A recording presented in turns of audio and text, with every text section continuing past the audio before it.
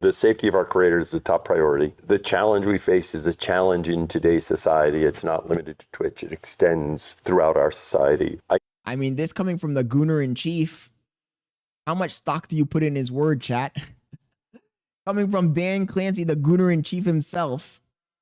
Do think that when you're live streaming, in many ways, since you control your community and you can ban people, you can make it so that those people that you don't want engaging with you and participating with you aren't there. Okay, it's very different. You know, when I use other short form content and people say all sorts of stuff, well, I can't stop that. But when I live stream, they basically don't bother me. Now, what happened yesterday obviously was something that we care deeply about, securing this environment. You know, we're looking very closely at everything that happened there, and I care deeply about Emmy. She's a friend of mine, and so I want to see how we can support her. This is just something we have to keep working on. I think everyone identifies our tools in terms of trust and safety as the leaders in the industry about helping creators, but that means there's always more work to be done because that's the world we live in now. Demi had posted earlier today that I guess this fan was allowed to cross multiple barriers at TwitchCon. Why should streamers trust Twitch to keep them safe at TwitchCon? Because I feel like simultaneously this has been such a secure event to the point that even like journalists have had struggled. Like, you know, it is very secure, but here's this man that just walks up and is somehow able to bypass all these things. So why should they trust the platform when slip-ups or,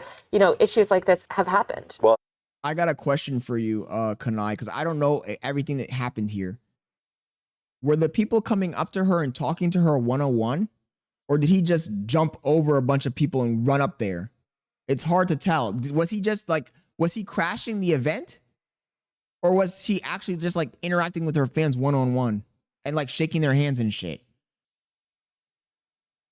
I mean, as you know, I think you toured some of what we do in terms of security. The reality is, even as you do a lot in terms of security in today's world, there are challenges that can present themselves, especially when someone is putting themselves out there, right? And so, you know, we try. Oh, okay, so if it was one-on-one and he walked up and then he did that, I agree with you. There's nothing they could do to stop it. I thought that he had just like crashed her live stream or something at the event and ran up and did that.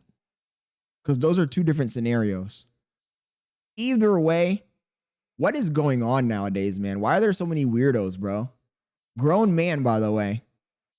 Work very He's a grown-ass man. About what they want to do and what works for them, right? So I don't want to get into any, you know, specifics or details, but part of that is working with creators and, you know, trying to find them. Right now, we're definitely... Yo, the King's Lounge, thank you for joining the stream, bro. Know that we have the resources there to help them figure out what's right for them.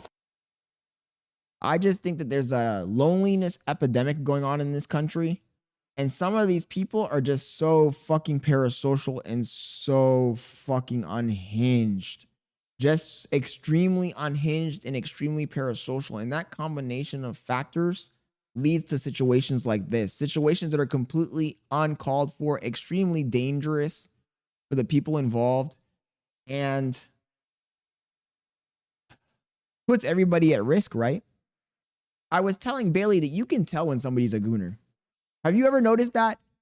Have you ever noticed that you can tell when somebody's a gooner just by looking at their face when they're around women? Most gooners, you can tell that they've been conditioned. They've been conditioned to put women on a pedestal, so they're scared to approach women in real life. When they do approach a woman in real life, they can never look at them in their eyes. And I was telling Bailey that the reason why gooners are not able to look at women in their eyes is because when a gooner looks at a woman, they don't see a woman like me and you see it. They see a sexual object. And when they look at a woman, they start to imagine and visualize that woman in sexual acts and whatnot.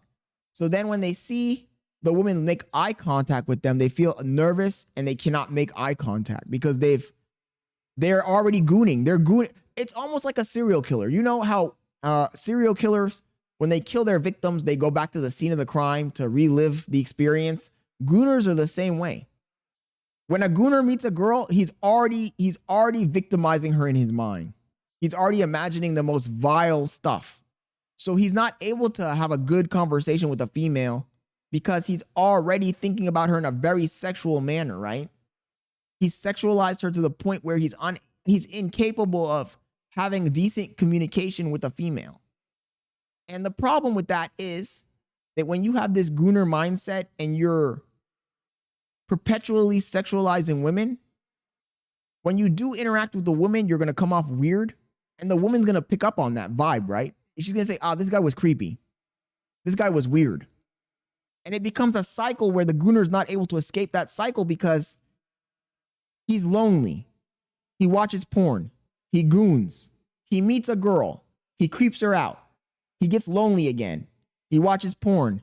He goons. He meets a girl. He creeps her out. He watches porn again because he's lonely. He goons. It's a fucking vicious cycle they cannot break out of.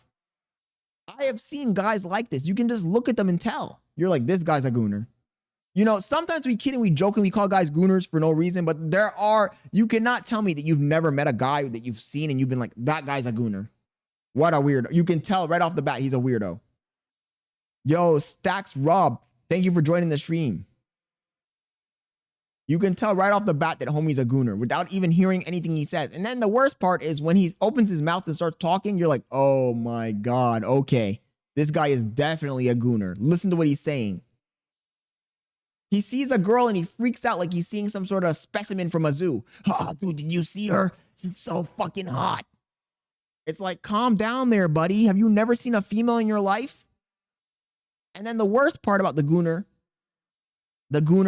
is that when the gooner talks to a female, he comes off extremely desperate. Extremely desperate.